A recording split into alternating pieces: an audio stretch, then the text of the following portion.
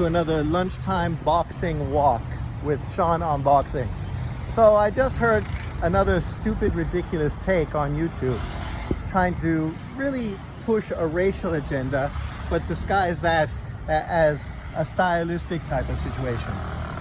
Trying to say that dominant fighters are not the ones people like to watch, and primarily saying black skilled fighters, people like to watch other fighters, not black, not skilled, not American. And basically that's the underlying tone for the whole video. But the reality is that's a simplistic breakdown of the reality. The truth is boxing fans like to watch fighters that put on exciting fights. When Shakur fought the Japanese fighter and was dominating against a lower level and a style that was tailor-made for him, he looked great. He looked pound for pound.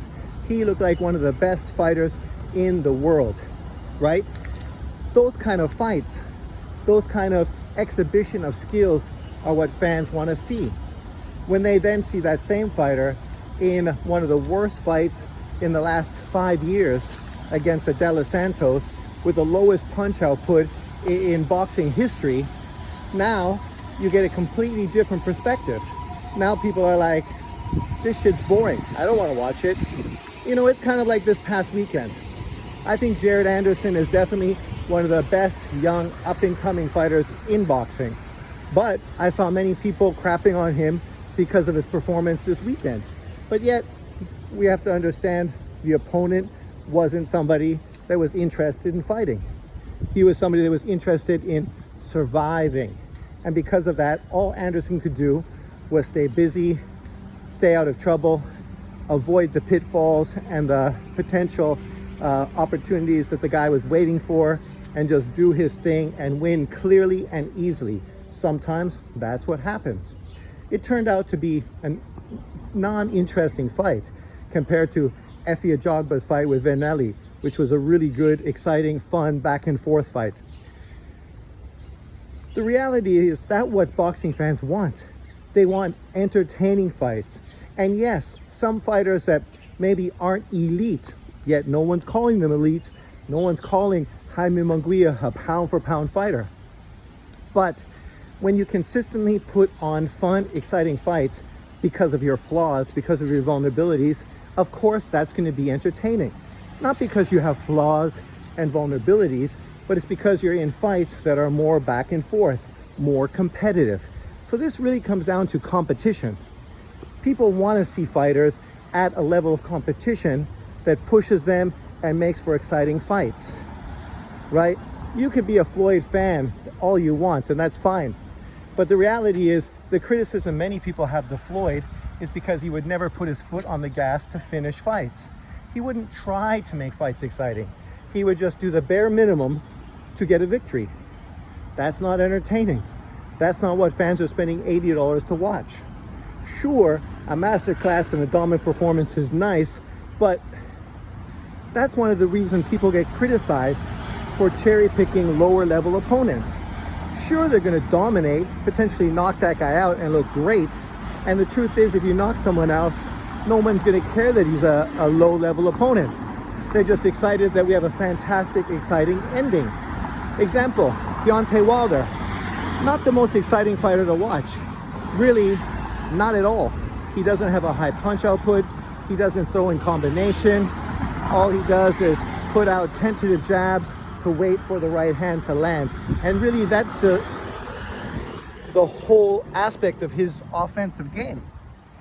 So he's not exciting, but what's exciting about him are the spectacular knockouts.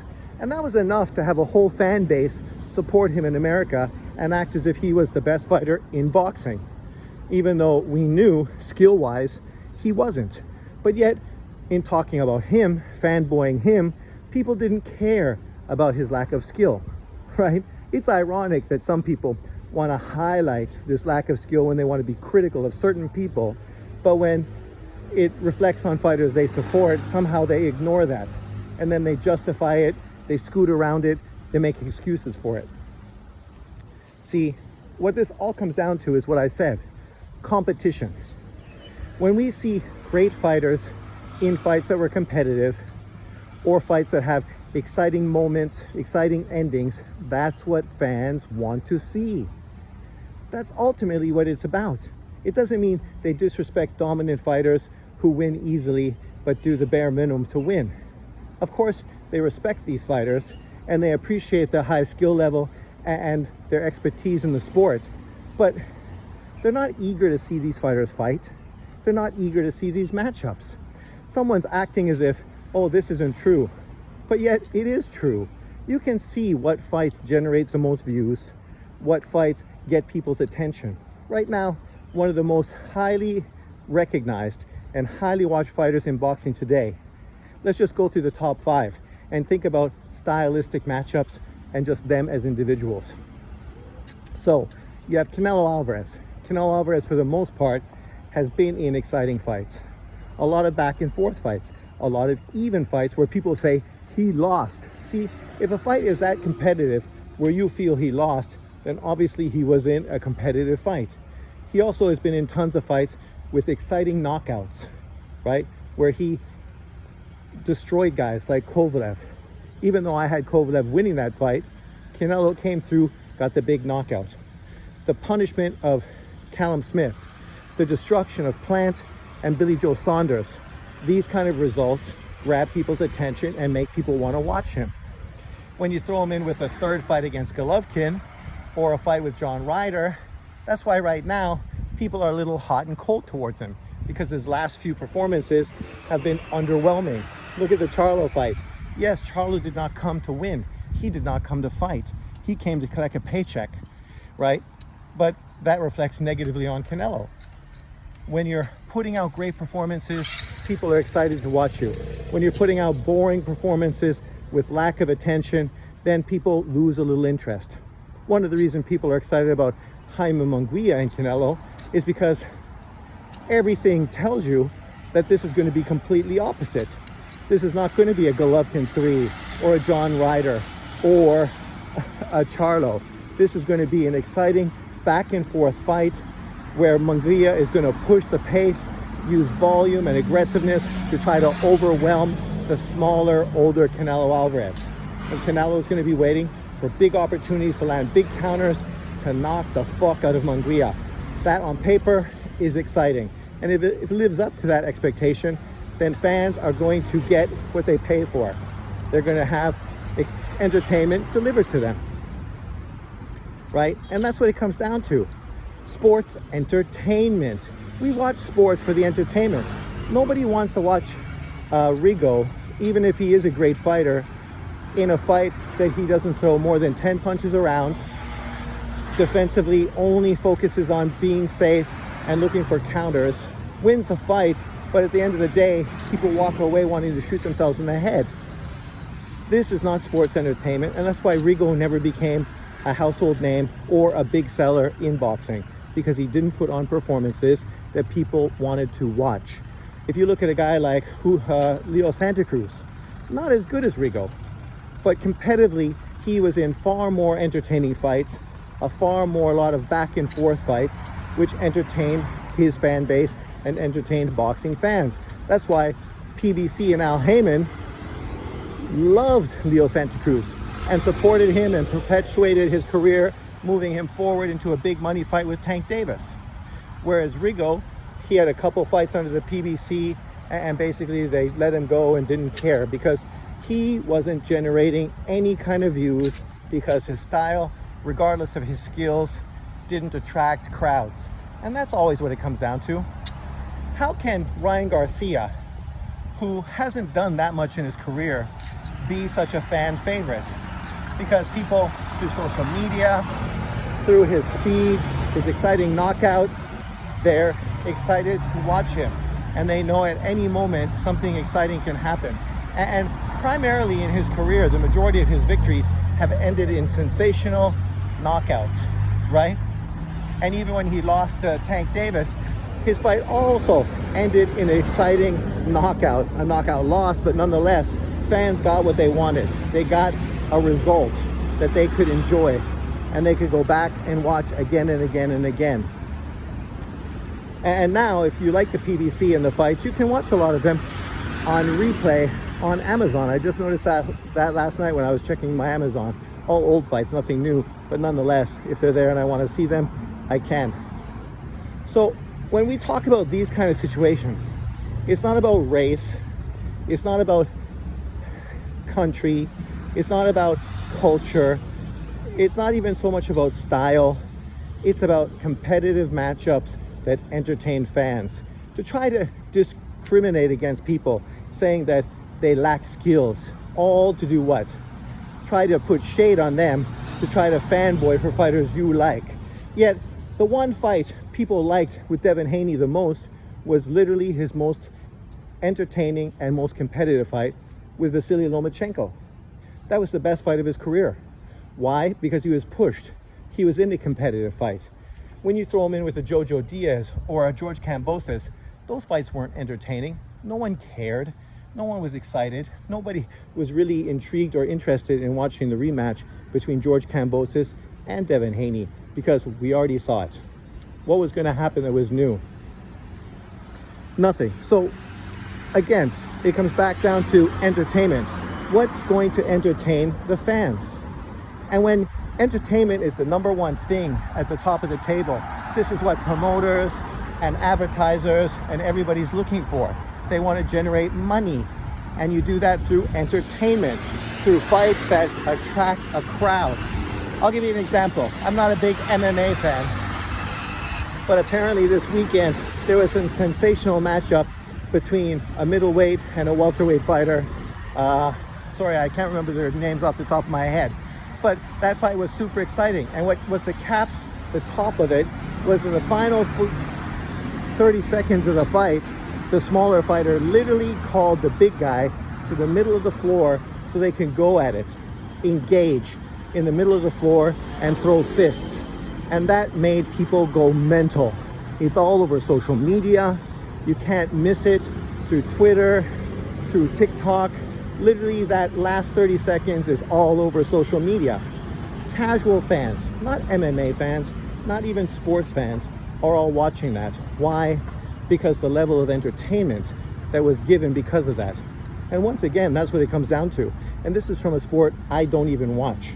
So, you know, the fact that I'm even talking about it tells you that obviously it got a lot of attention, because even me, a hardcore boxing fan that very rarely ever pays attention to MMA, is aware of what happened this past weekend.